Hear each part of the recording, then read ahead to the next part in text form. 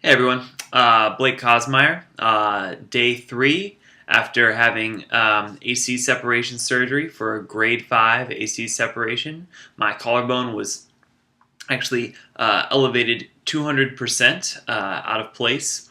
Um, and yeah, so if you've been watching these videos, you've kind of seen how I progressed throughout the days, and I just am making these to share some tips and some experiences that I've had recovering from this surgery that hopefully might be helpful for you.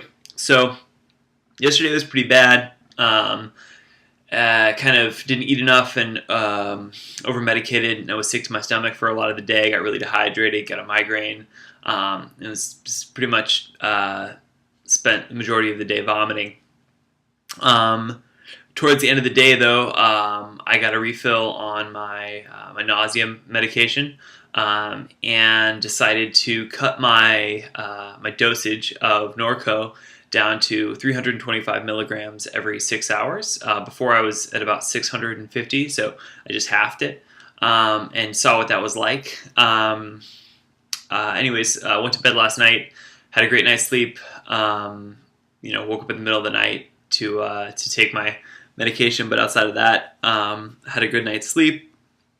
Woke up feeling great, and so continued to half my dosage of Norco throughout the day to 325 every 6 hours, and that's been really good. A little bit more pain, but clarity is a lot better in thought.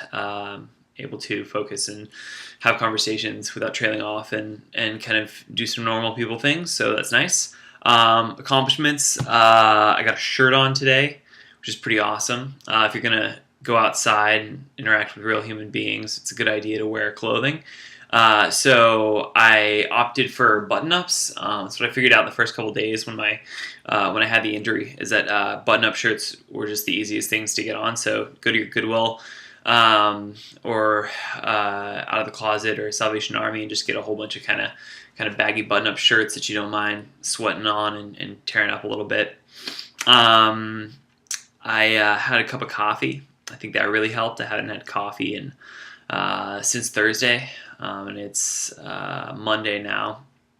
I usually have between 300 to 500 milligrams of caffeine a day, just by way of coffee. So having zero several days in a row might have spurred on the migraine a little bit as well. I've had bad caffeine withdrawals in the past.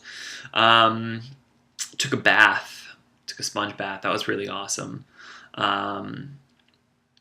Didn't realize how kind of icky I felt, but that's nice.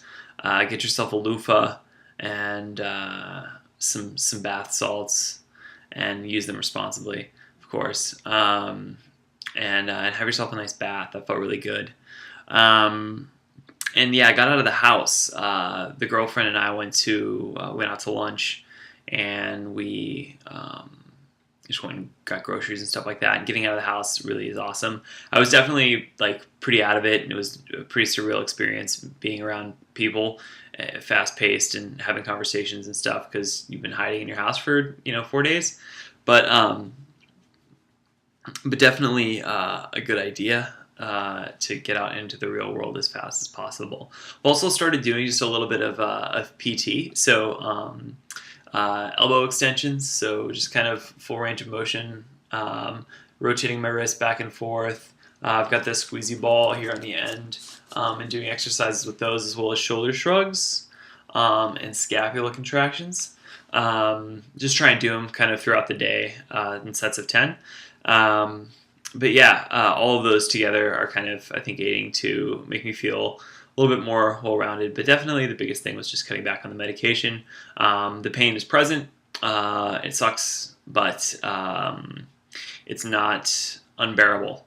I had some good advice from a friend of mine who just broke both of his legs and his collarbone.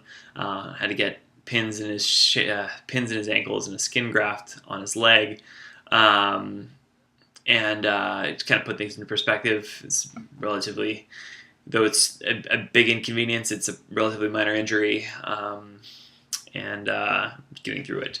So, anyways, that's where I'm at today. Better than yesterday, and hopefully